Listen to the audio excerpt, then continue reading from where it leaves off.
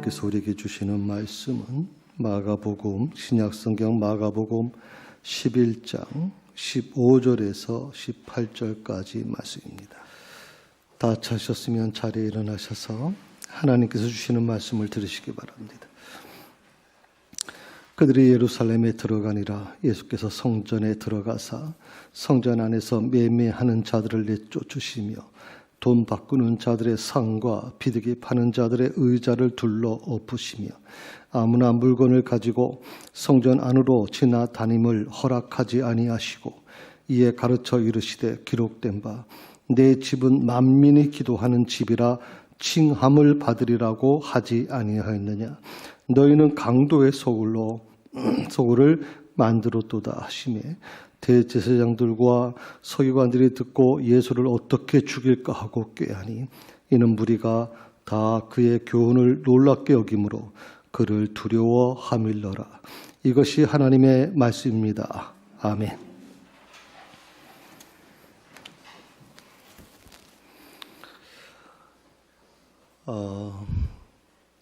이 세상에서 가장 무서운 것이 있다면 과연 뭘까요? 사람마다 조금씩 다를 거라고 생각을 합니다. 어떤 사람은 전쟁, 폭력 이런 부분들이 굉장히 두렵다, 무섭다고 얘기하는 분들이 있겠죠. 사실 전쟁이라고 하는 것이 우리 육체적인 어떤 고통을 주는 것도 물론 있겠지만 사실에 어떤 인간의 가장 기본적인 것들을 파괴시키기 때문에 더 무서울 수도 있습니다.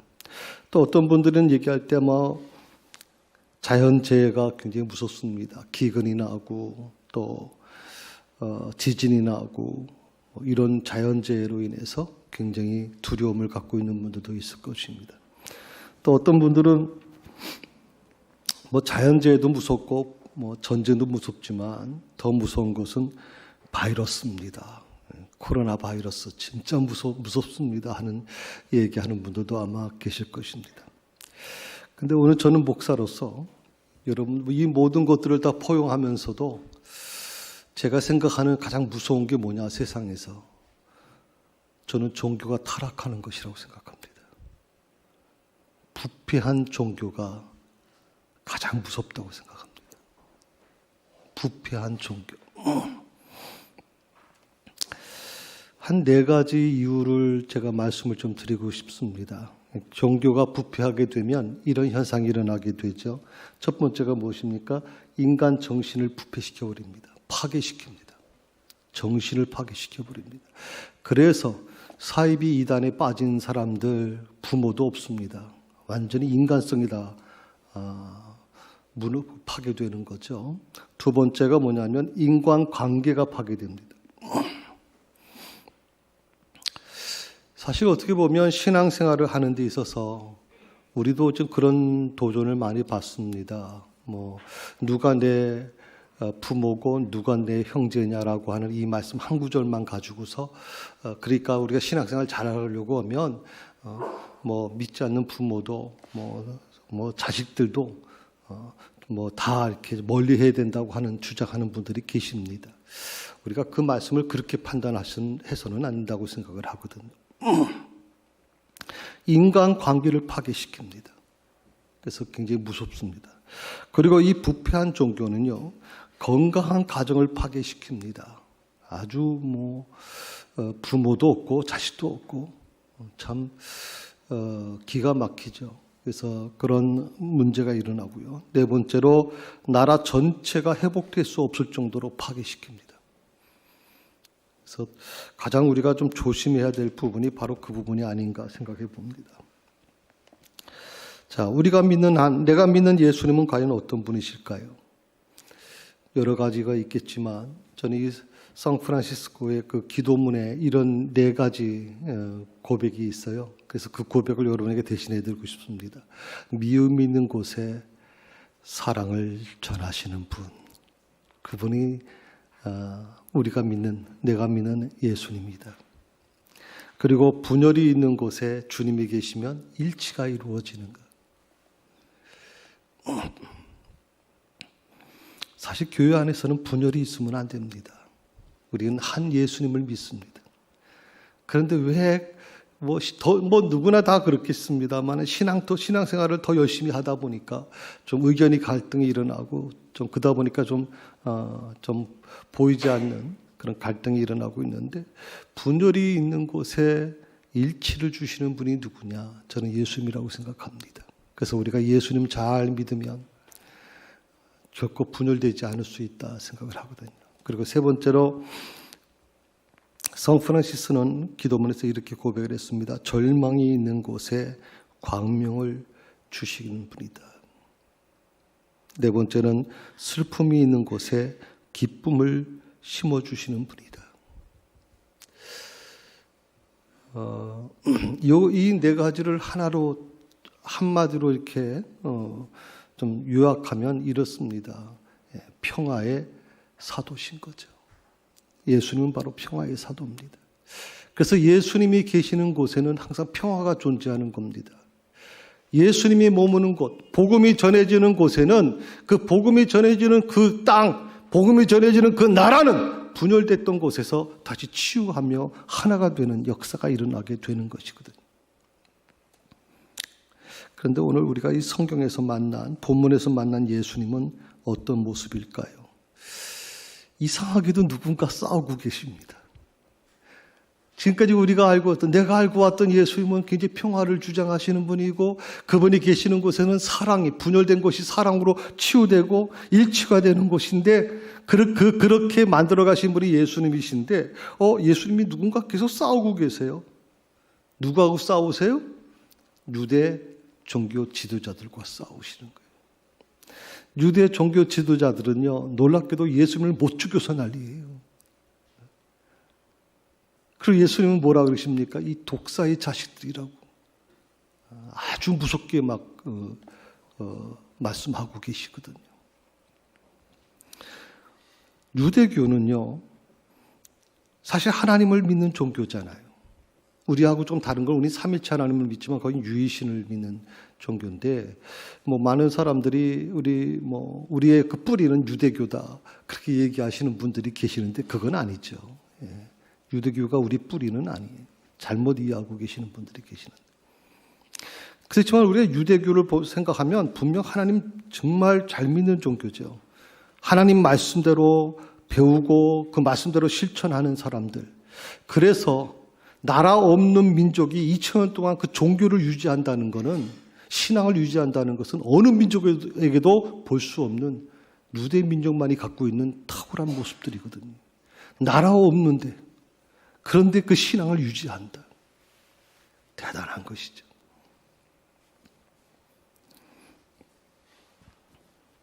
하나님 믿는 일에서는 목숨을 걸 정도로 열심을 가진 종교, 그게 바로 유대교입니다. 그런데 예수는 바로 이 유대교를 움직이고 있는 그 종교 지도자들과 지금 싸우셨다고 지금 말씀하고 있는 거예요. 우리가 이 사실을 잊어서는 안 된다는 것이거든요.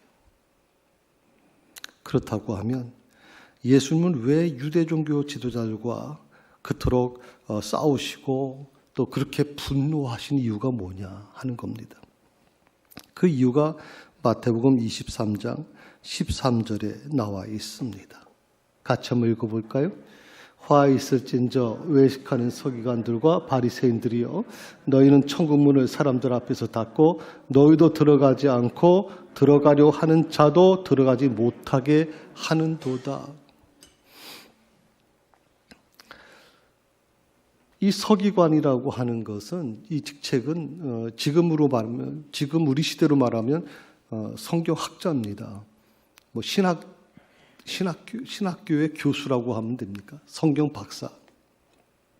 성경만 연구하는 사람입니다. 바리새인이라고 하는 게 무슨 말이냐면, 원래 그 헬라어에 보게 되면 파리사우스라고 하는 말을 쓰는데 분리되었다라고 하는 뜻이거든요. 그러니까 바리새인들은요, 초창기 때 굉장히 그 백성들에게 존경받는 사람들이었습니다. 철저하게 분리된 사람들입니다. 깨끗하고 정직하고 올바르게 오직 율법만을 가지고 율법대로 살려고 하는 사람들이 바로 이 바리새인들입니다. 그러니까 굉장히 좋은 역할을 했던 사람들인데 오늘 말씀 속에서 놀라운 얘기를 하신단 말이죠. 너희는 이런 사람들을 가리켜서 너희는 천국 문을 사람들 앞에서 닫는다. 그리고 너희도 들어가지 않고 들어가려고 하는 자들도 들어가지 못하게 만든다. 아니 다른 것도 아니고 성경 박사들이고 그리고 말씀 율법에 아주 굉장히 능통한 율법대로 산 그래서 많이 존경받는 이 바리새인들이 놀랍게도 천국에 들어가려고도 하지 않고 들어가는 자도 들어가지 못하게 만드는 어처구니없는 일이 지금 일어나고 있는 거예요. 오늘 본문의 말씀 속에서 우리는 예수님의 그 분노하신 모습을 보게 돼요. 더 놀라운 것은 예수님께서 분노하실 정도가 아니라 그 분노가 어디까지 가냐면 폭력으로 나타나요. 저는 성경에서 예수님이 폭력을 사용하신 것은 처음인 것 같아요. 오늘 15절의 말씀을 보게 되면 이렇게 나옵니다. 예수께서 성전에 들어가사 성전 안에서 매매하는 자들을 내쫓으시며 돈 바꾸는 자들의 상과 비둘기 파는 자들의 의자를 둘러 엎으시고 16절에 아무나 물건을 가지고 성전 안으로 지나다님을 허락지 아니하시고 이게 원래 이제 개혁 개정판이거든요. 근데 이 개혁 개정판 하기 전에 그 번역본이 그 개혁 한글이라는 성경이에요. 우리가 이제 몇 년 전이죠. 그 기존의 이제 깨끗한 성경도 우리가 이 개혁 개정판이 되면서 쓰지 못하지 않았습니까? 그 개혁 한글판 번역본에는 우리가 어릴 때부터 그렇게 교육을 받아왔잖아요. 아, 예수님께서 이 성전을 청결하시는데 채찍을 만드셔가지고 채찍을 막 휘두르셨다 이렇게 알고 있단 말이죠. 그런데 오늘 성경에는 개혁 개정판에는 그 정도까지는 안 했어요. 물론 내쫓으시고 뭐 들로 엎으시고 지나가는 것을 허락지 아니하시고라고 하는 표현을 써서 많이 좀 완화시켰어요. 근데 사실 어떻게 보면 이 장면은 이 그림은 바로 이 개혁 한글판의 근거에서 만든 이제 그림이죠. 예수님께서 채찍을 만드셔서 채찍을 막 휘두르시는 모습입니다.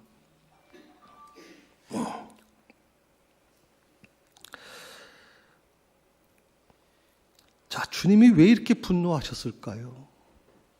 이 땅의 평화를 이루기 위해서 오셨고 하나님과 인간과의 분열됐던 파괴됐던 관계를 회복시켜 주시려고 오셨고 이 땅에 오셔서 예수님이 가는 곳마다 분열된 것을 치유시키시고 병든 것을 회복시켜 나가시는 그 놀라우신 예수님의 모습 속에서 이런 예수님의 모습을 우리가 처음 대하는 거죠. 왜 이렇게 예수님이 분노하시는가 하듯이. 왜 예수님께서 이렇게 무력을 사용하시면서까지 그렇게 분노하고 계시는 건가? 누구보다도 예수님은 폭력을 싫어하셨어요. 그래서 베드로가 칼을 가지고 예수님 잡으러 온 말고의 길을 잘랐을 때도 그렇게 말씀하셨거든요. 검을 가진 자는 검으로 망한다라고 말씀하셨거든요. 그런데 왜 예수님은 지금 분노하고 계시고 폭력을 사용하고 계시는가? 말씀을 준비하면서 참 이 문제가 굉장히 의문이 됐어요. 이 말씀을 가지고 보통 목사님들이 설교할 때 한 두 가지 생각합니다. 첫 번째는 성전 안에서 이렇게 거래하는 거, 장사하는 것을 안 좋게 생각하는 목사님들은 여전도에서 주일날 바자회를 하게 되면 이 말씀 봐라 하듯이 절대 못하게 하지 않았느냐 하듯이 그렇게 이제 사용할 때 쓰는 구절이고요.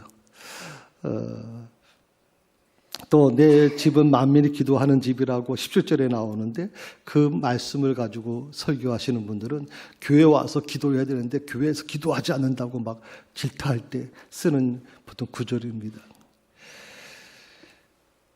저는 그 개념에서 좀 벗어났으면 좋겠습니다. 제가 지금 의문을 갖고 이 말씀을 지금 대하는 것은 정말 재물을 판 것 때문에 예수님께서 그렇게 분노하셨을까?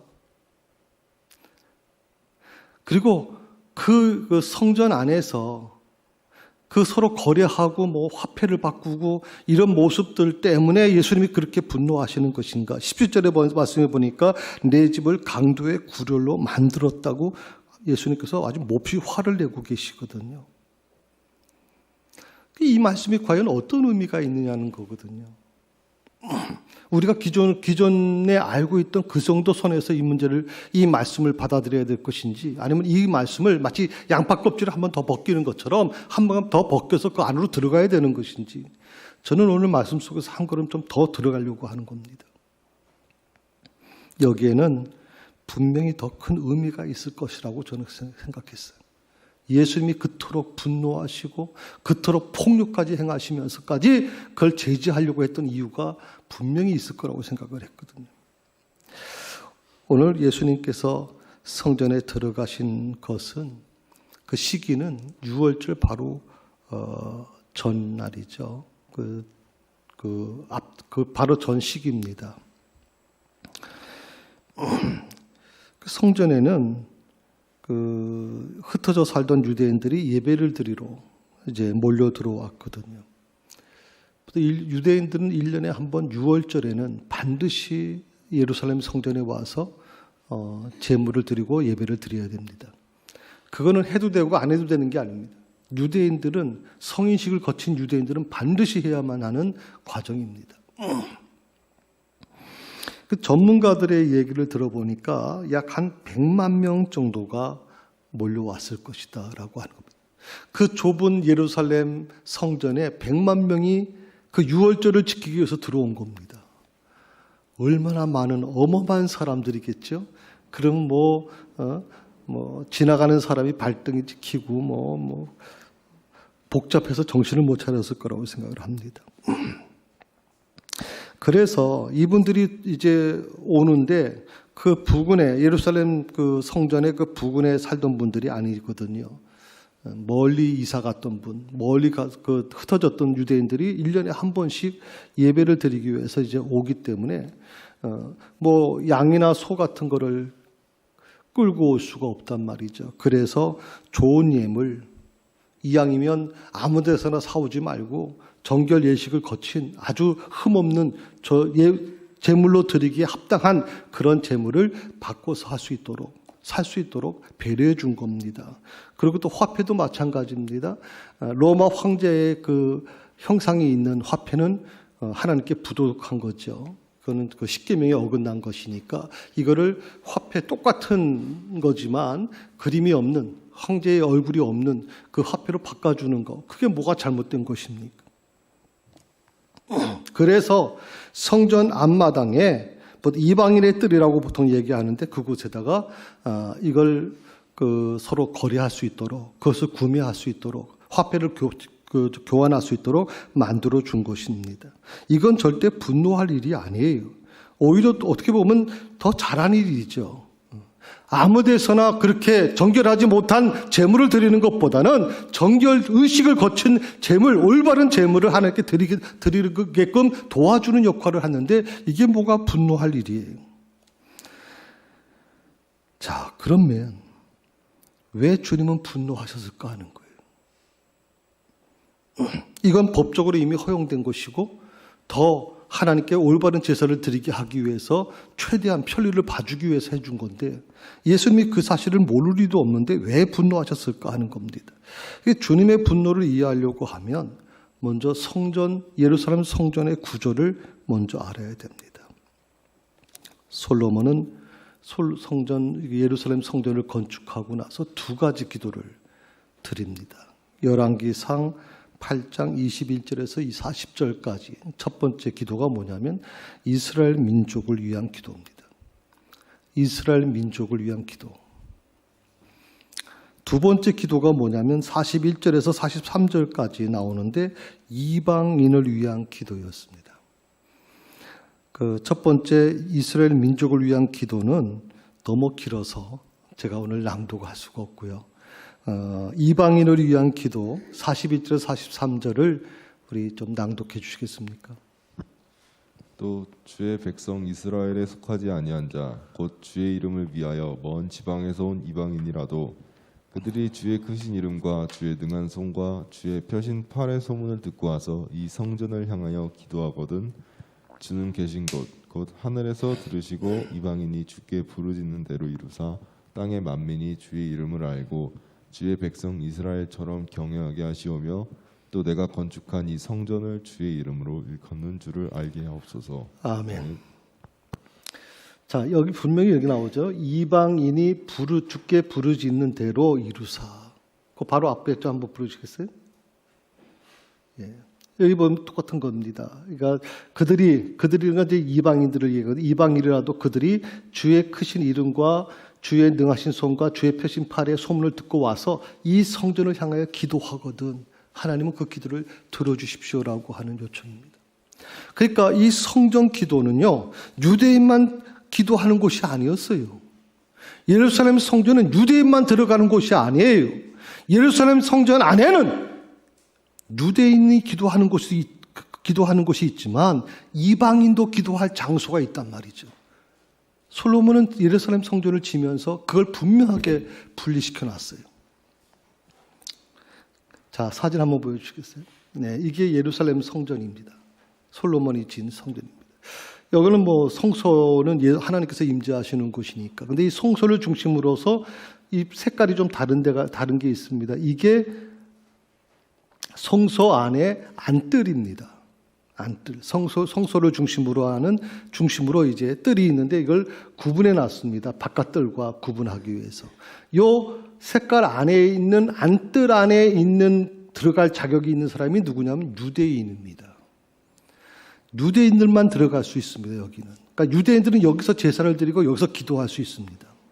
그런데 요 색깔 있는 그 안뜰 바깥에가 바깥뜰인데 요 바깥뜰은 누가 머물 수 있느냐면 이방인들의 뜰이라고 그래요. 이방인들이 모여서 예배를 드릴 수 있고 이방인들이 제사를 드리고 이방인들이 기도하는 장소가 바로 여기입니다. 그러니까 솔로몬은 분명히 이걸 구분해 놨습니다. 하나님께서는 솔로몬을 통해서 이 두 가지를 분명하게 구분하라고 하셨습니다. 유대인들만 예배 드리는 것이 아니라 이방인들도 예배를 드릴 수 있어야 된다. 이미 그걸 말씀하고 계시는 겁니다. 그런데 놀랍게도요. 지금 예수님께서 분노하신 이유가 뭐냐면 진짜 분노하신 이유가 뭐냐면 재물을 팔았다는 이유만 때문에 분노하신 게 아니에요. 이방인들이 예배 드려야 될 장소, 이방인들이 제물을 드리고 하나님께 하나님을 만나야 될 그 장소를 놀랍게도 누가 이 장소를 빼앗냐면 유대인들이 제물을 사고 파는 장소로 둔갑시켜버리는 거예요. 이방인들이 들어가서 머물 곳이 없는 거예요. 그들은 생각합니다. 우리는 하나님으로부터 선택받은 민족이야. 선민이라는 거죠. 그래서 우리들은 좀 더 나은 제사를 하나님께 올려드려야 된다. 그러기 위해서는 이방인들이 예배드릴 공간, 그 공간을 빼앗아버려야 된다는 거죠. 그리고 여기다가 화폐를 교환할 수 있는 거, 그리고 재물을 살 수 있는 그 모든 것을 여기다 설치해버린 겁니다. 이 속에는요, 이 과정에는 어떤 것이 속해 있냐면 이방인은 구원받지 못할 사람들이라고 생각하는 겁니다. 이 유대인들에게 있어서 이방인은 구원받지 못할 개나 돼지 같은 하나님으로부터 버림받은 민족, 오직 하나님으로부터 선택받은 민족은 우리 이스라엘 민족, 유대 민족이라는 거거든요. 요즘에 미국에서 지금 인종차별이 많이 일어나고 있습니다만은 유대인들이 지금 이미 수천 년 전에 이것을 지금 갖고 있는 겁니다. 너무 기가 막힌 겁니다. 하나님께서 하지 말라고 한 것을 유대 민족이 지금 그걸 하고 있는 겁니다. 자신들이 좀 더 나은 예배를 드리기 위해서, 자신들이 좀 더 거룩한 예배를 하나님께 올려드리기 위해서 이방인들이 예배드릴 장소까지 빼앗아버리는 이들의 모습 속에서 우리는 과연 무엇을 보아야 하는 것인 거예요? 주님 말씀하십니다. 너희들이 성전을 강도의 구렬로 만들었다. 강도의 구렬로 만들었다. 자, 이제 솔로몬의 성전의 얘기는 좀 그만하시고요. 저는 우리 교회의 모습으로 좀 돌아왔으면 좋겠습니다. 자, 이 모습이 우리 교회 안에 과연 없을까요? 우리 한국 교회 안에 없을까요? 우리 새사랑 교회 안에 이런 모습이 과연 없을까요? 어쩌면 하나님이 임재하시는 교회 안에서 과연 어떤 일이 일어나고 있을까요? 내가 하나님께 좀 더 예배를 잘 드리기 위해서 믿음이 연약한 자들, 요즘 우리말로 하게 되면 초신자들이 머물 수 있는 그 공간, 또 그분들을 위한 재정, 그분들을 위한 어떤 시간, 이런 것을 어떻게 보면 빼앗아 버린 것은 아닌가. 교회가 어느 순간부터 목사의 교회로 바뀌어버리고, 교회가 어느 순간부터 중직자들의 교회로 바뀌어버리고, 그래서 믿음이 약한 자들은 설 자리가 없어지고, 그들을 위한 재정이나 그들을 위한 교회가 해야 될 일은 거의 사라져버리고,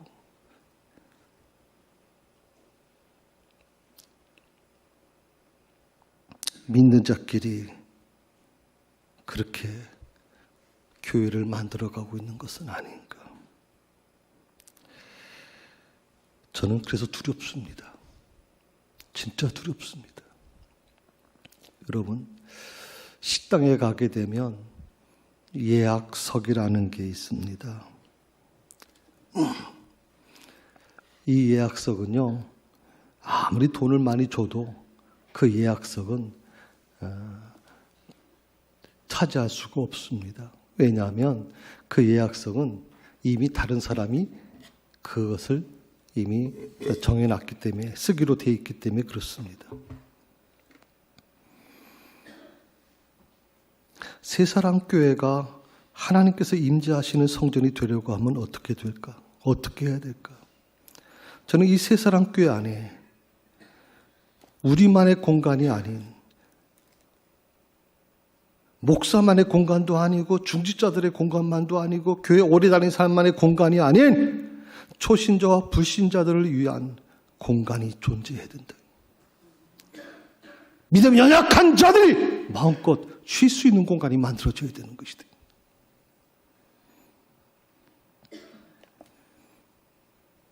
제가 지난 주일날 그 주간에 그 노예 사회봉사부 모임이 있어서 이렇게 참여를 했어요. 거기에 보면 이제 그 위기 상황을 겪은 목사님들이나 또 사모님이 갑작스럽게 그 어려움을 겪은 가정에게 좀 지원해 주는 쪽으로 지금 우리가 생각을 하고 이제 준비를 했어요. 어느 목사님하고 이제 보고가 들어와서 목사님하고 통화를 하는데, 나이가 저보다 어려요.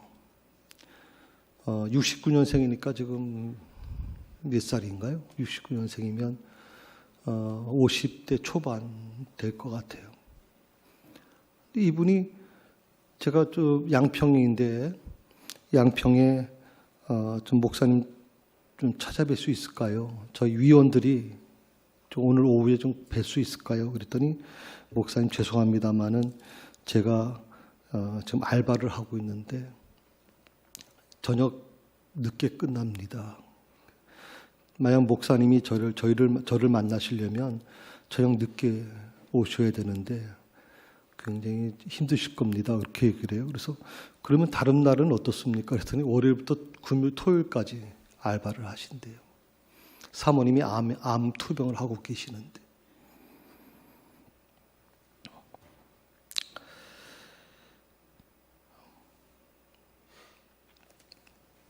제가 그 목사님과 통화를 하면서 많은 생각을 했어요. 거기에는 그 위원 중에는 이제 큰 교회 장로님도 계시는데 제가 그런 얘기를 했어요. 우리 교회가 한국 교회가 저희 노회 같은 경우도 240개 교회입니다. 근데 그 240개 교회 중에서 140개가 미자립 교회입니다. 자립하는 교회는 100교회도 안 됩니다. 한 지금 80개 정도 될까 말까 하는. 제가 웃으면서 그런 얘기를 했어요. 장로님, 큰 교회가 좀 곶감문을 여시지 그러십니까? 큰 교회에서 좀 곶감문을 열면 안 되겠습니까? 지금 한국교회 작은 교회들 정말 어렵습니다. 하루하루 넘기기가 힘들 정도로 목사님이 지금 일주일 내내 알바를 해야 될 정도로 그렇게 해서야 생계를 유지할 수 있는 그 형편에 와 있습니다. 좀 큰 교회들이 좀 창고 문을 열면 안 되겠습니까? 라고 내가 한번 얘기했어요. 한국교회 가난한 교회 아닙니다, 여러분. 큰 교회들 엄청난 재정을 지금 쌓아놓고 있거든요, 지금. 그 재정을 어려운 교회, 어려움 당하는 성도들에게 좀 썼으면 한국교회가 어떻게 될 것인가 하는 생각을 해봐요. 저는 이 코로나19 바이러스가 하나님께서 그걸 우리에게 깨우쳐 주려고 한다고 생각을 해요. 작은 교회든 큰 교회든 하나님의 소명을 받고 신학교에 들어오신 분들이잖아요. 그런데 현장에 들어가서 보니까 너무 기가 막힌 거예요. 생기조차 유지할 수 없는 이 현상 속에 목회자들이 지금 내몰리면서 난 그걸 보면서 마음이 좀 저려워요. 240개 교회 중에 세상에 80교회밖에 자립이 안 되고 나머지 160개, 150, 160교회가 지금 생계 위험을 겪고 있다. 지금.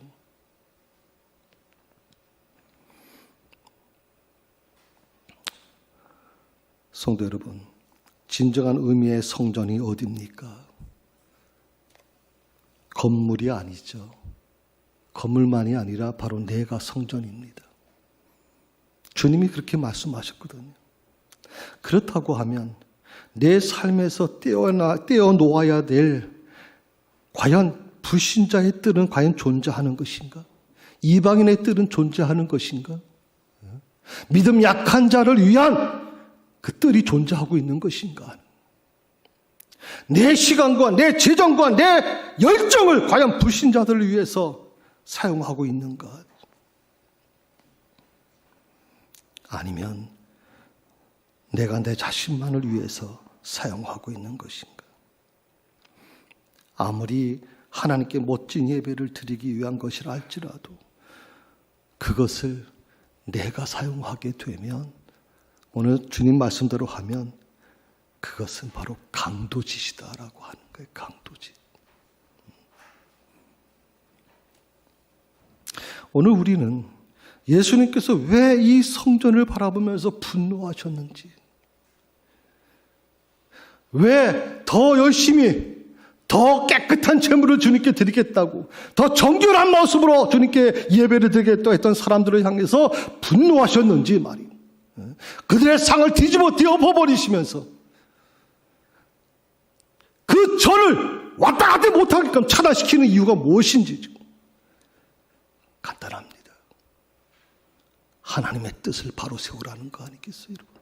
하나님의 뜻을.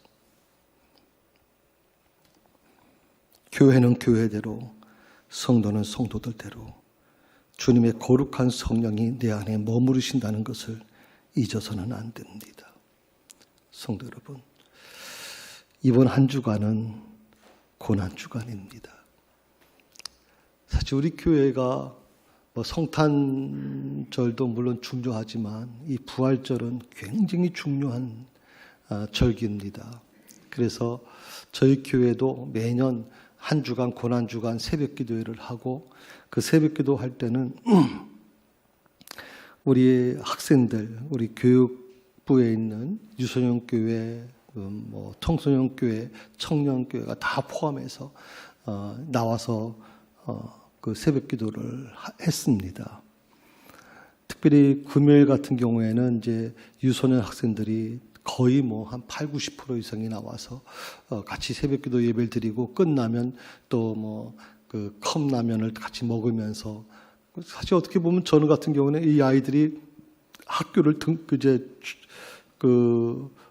학교를 가야 되는데 야 그렇게까지 하면서까지 새벽기도를 나온다는 게 굉장히 쉽지 않다고 생각을 했는데 그렇게 우리 교회는 무장되어 있고 훈련되어 있었습니다.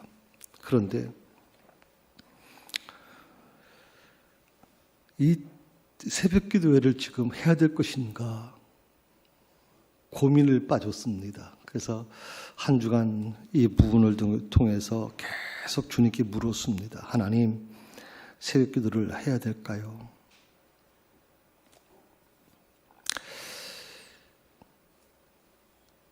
지난 금요일 날 이제 노예 그 사회봉사부 모임이 있었다 그러지 않았습니까? 그 모임에서 한 목사님이 성찬을 하셨다는 겁니다. 제가 그래서 놀라서 목사님 성찬은 총회에서 하지 말라고 지금 제안을 했는데 어떻게 성찬을 하셨습니까? 그랬더니 예, 저희는 이제 온라인으로 예배를 드리는데 집에서 있는 분들에게 성찬을 준비하도록 했습니다. 그래서 저는 이제 아주 쉽게, 아주 단순하게 생각을 했습니다. 그러면 그 요새 뭐 일용으로 판다는 게 있는데, 미국에서 수입한 거 있는데 그걸로 하셨어요? 그랬더니, 아닙니다. 교인들 보고 각자 준비하라고 그랬습니다. 포도주하고 이거를. 제가 그런 말씀을 드렸거든요. 목사님 지금 어쩌시려고 그렇게 하십니까? 나중에 이거 지금 재판에 넘겨질 수도 있는데, 이거 굉장히 심각한 문제인데 어떻게 그렇게 하십니까? 성찬에 들어갈 포도주와 떡을 개인이 준비한다는 게 이게 말이 됩니까? 그러니까 이 목사님이 이런 얘기를 해요. 이단으로 정죄되면 내가 받겠습니다. 교인들이 행복하면 그만 아닙니까? 참, 그 얘기 들으면서 저도 많이 고민이 된 거죠. 1년, 작년부터 저희가 성찬을 지금 전혀 하지 못하고 있거든요. 그래서 고민을 했는데, 제 마음속에 그 마음이 확신이 들었습니다. 성찬을 하지 말자. 내가 법을 어기면서까지 성찬을 하는 건 바람직하지 않다 생각을 했습니다.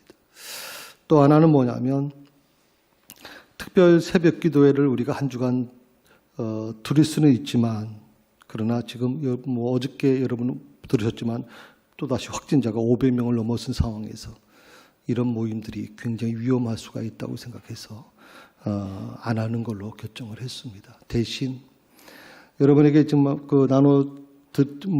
의무적으로 나눠드린 건 아니고요. 뒤에 이렇게 책자가 만들어져 있습니다. 그래서 개인적으로 고난 주간 묵상할 수 있도록 여러분에게 갖다 드립니다.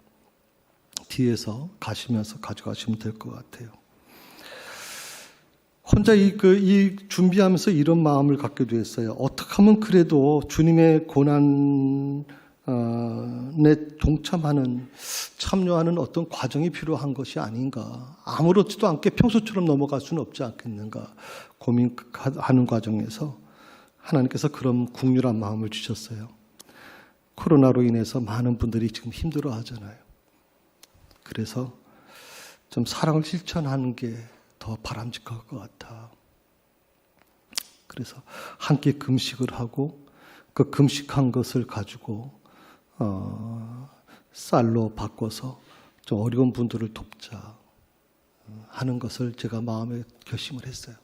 그래서 한 끼에 5,000원씩 해서 그 금식한 날짜, 저는 이제 6일을 금식하기로 하고, 한 끼 금식으로 하기로 하고, 6일을 이제 그렇게 해서 합니다. 두 가지 중에 하나를 택할 수 있습니다. 사랑의 쌀 10kg를 드릴 수 있고, 또 그 금식한 그 날수에 따라서 그렇게 드리시면 됩니다. 그래서 저희는 그걸 모아서 제가 우리 주민센터에 보내든지 아니면 여러분이 신청을 받아서 그걸 전액 그렇게 사용하려고 합니다. 성도 여러분, 형식도 물론 중요하지만 형식보다 더 중요한 게 있습니다. 그건 마음입니다. 하나님께서 솔로몬에게 성전을 질 것을 허락하셨을 때 그 성전을 이렇게 지라고 분명히 말씀하셨습니다.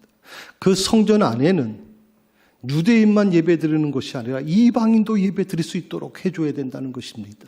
그래서 오늘 솔로몬은 이방인을 위한 기도를 드리고 있는 겁니다. 그런데 우리 한국교회가 언제부터인가 가진 자들, 믿음 있는 자들, 교회 직분 가진 자들만의 잔치로 만들어버리는 것 같아서 저는 마음이 아픕니다. 우리가 내려놔야 됩니다. 그리고 교회가 정말 이 사회를 향해서 무엇인가 해야 될 일이 있지 않겠는가. 이번 고난주간을 통해서 정결한 심령들로 거듭나는 우리 모두가 될 수 있기를 주님의 이름으로 축원합니다. 기도하십시다. 주님, 하나님께서 지금 한국교회를 보신다면 어떻게 하실까요? 하나님께서 지금 새사랑교회를 보신다면 어떻게 하실까요? 주님이 왜 나를 보고 분노하고 계시는지를 알기를 원합니다. 이번 주간은 주님이 고난받으신 고난주간으로 보냅니다. 코로나로 인해서 어떤 행사도 하지 못하지만 각자 함께 금식하면서 주님의 고난에 동참하고자 하는 그런 마음을 저희가 허락해 주시고, 그래서 주님과 깊은 영적 교제가 이루어지는 한 주간이 되게 하여 주시옵소서. 예수님의 이름으로 기도드립니다. 아멘.